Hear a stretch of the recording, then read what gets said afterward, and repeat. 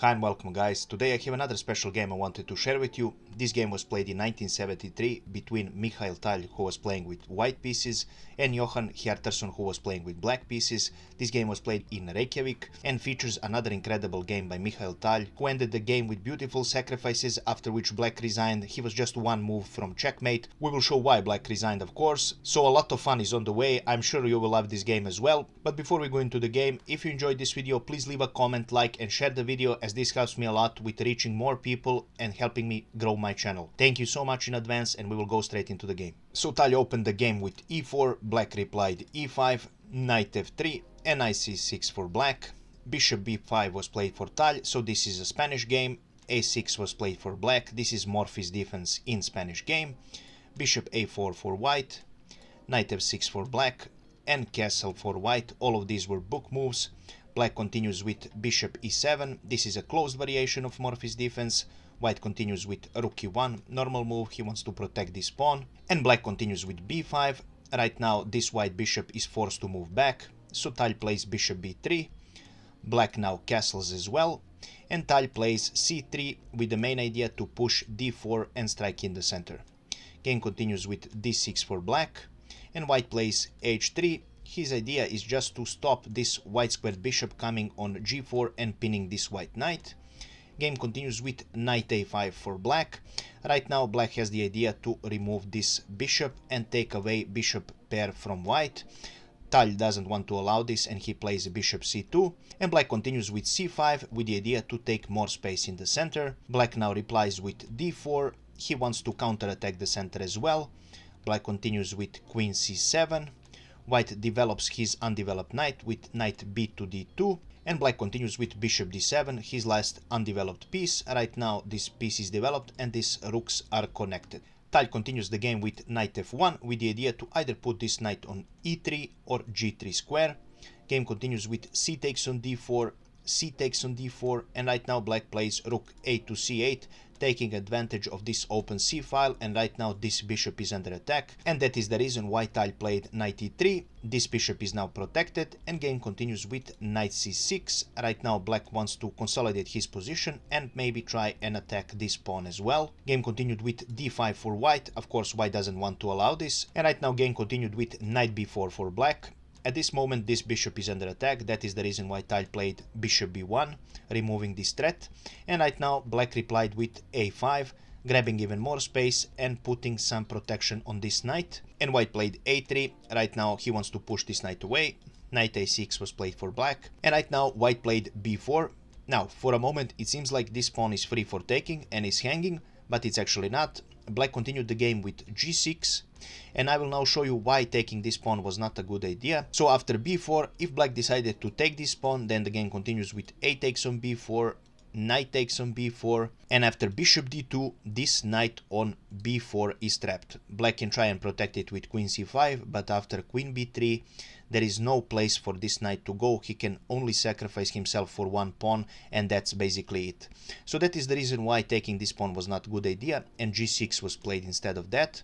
Game continued with bishop d2 for white. Right now he wants to protect this pawn, and game continued with a takes on b4 and a takes on b4 for white. Black continued the game with queen b7, and white played bishop d3 with the idea to involve this underdeveloped piece into the game and of course put pressure on the b5 pawn. Game continued with knight c7. Black's idea is to probably protect this pawn, because right now you have rook a5 and this pawn will be weak, so that is the reason probably black played it. And white continues with knight c2 with the idea to open this diagonal for this bishop here.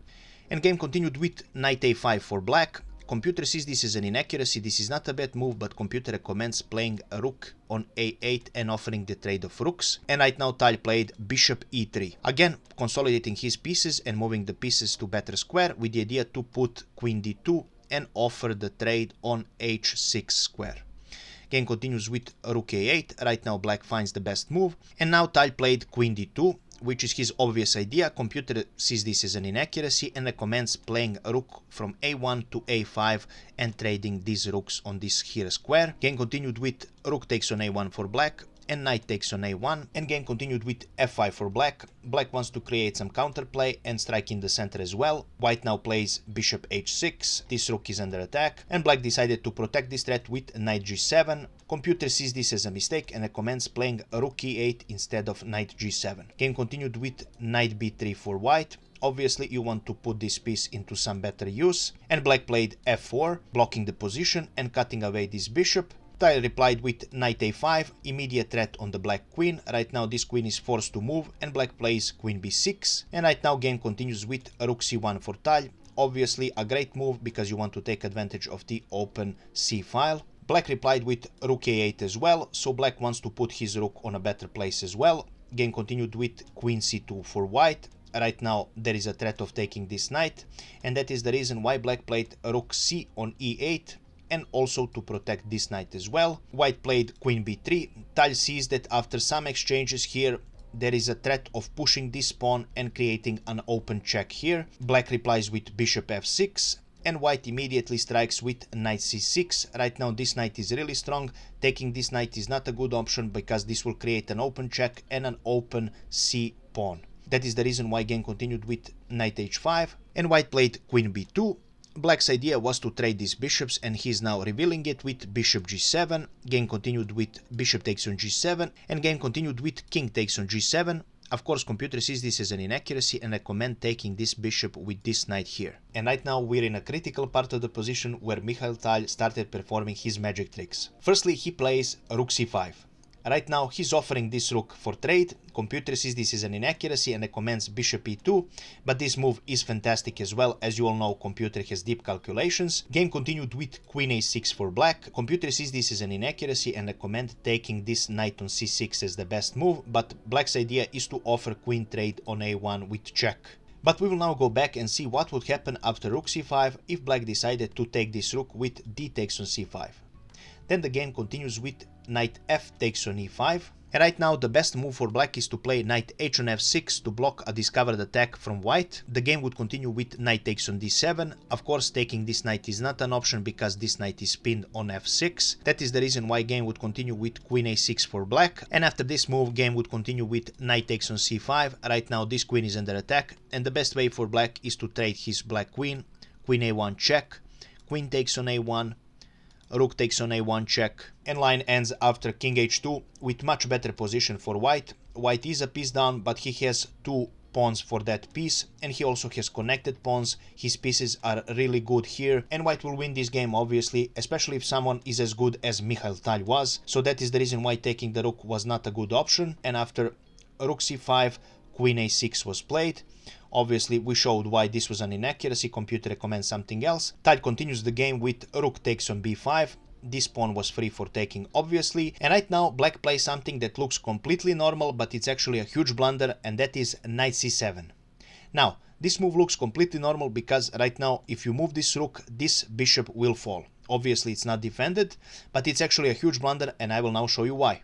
So Tal firstly plays rook b8 here. Computer sees this is an inaccuracy, but this is a great move. Obviously, computer recommends playing rook a5. I will show you this line as well. This bishop is now free for taking, and black decided to take this bishop in the game. I will now go back and show you what would happen after knight c7 if white decided to play rook a5. Then the game continues with queen takes on d3, and white continues the game with knight c takes on e5.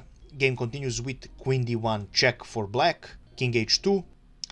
And right now black finds an incredible move, which is bishop takes on h3. It's a really nice move because you remove the bishop from the threat of this knight, and you're also creating some tricks for white. Taking this bishop is not a good option because if you take this bishop, then the game continues with rook takes on a5, after which b takes on a5. Black will take this knight, white will take with his queen, and black will play king g8, and white plays king g2, which is a great move because right now you're protecting this knight and you're not allowing any kind of trickery on your king's wing. This knight is under attack, and this is a better position for white. Of course, there was a far better line here.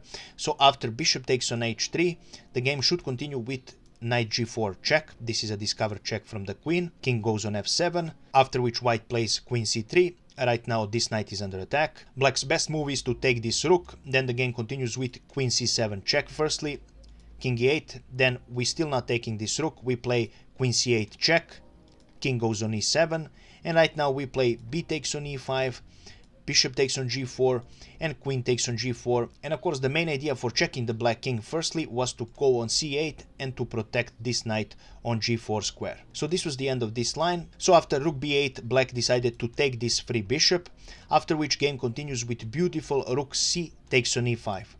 This is a truly brilliant move because right now there is all sorts of tricks coming for black, and I will show you all of them. Firstly, in game was played queen d1, after which white played king h2, but we will go back and see after knight c takes on e5 and this incredible move for Tal what would happen if black decided to take d takes on e5. Then the game continues with queen takes on e5 check, and if black decides to go on f7, there is a checkmate with beautiful knight g5 here, and black king has nowhere to run. In this position, after queen e5, if black decides to play king h6, we have a checkmate as well, but it lasts a little bit longer. I will now show you how. The game continues with queen g5 check first, king is forced to go on g7, right now we play queen e7 again, king is forced to go on h6, we continue with queen f8 check, and right now black is forced to play knight g7, after which we continue with queen f4 check, and there is only one free square for black, which is h5, after which white checkmates with queen g5. There is also another line here. If black decided to protect with knight f6, then the game continues with queen e7 check, king h6, queen f8 check, king h5 is forced, queen takes on f6, the game would probably continue with queen d1 check, king h2, and in case black plays something like h6, there is a checkmate immediately with queen h4. So after king h2, the only way to stop this checkmate on h4 is to play queen takes on f3, after which the game would continue with firstly queen e5 check. That's important because we want to take this knight or protect this rook here as well. Black would probably be forced to play g5, then we continue with g takes on f3, rook will now take our rook, and we continue with queen c7. Right now either this bishop or this rook will fall.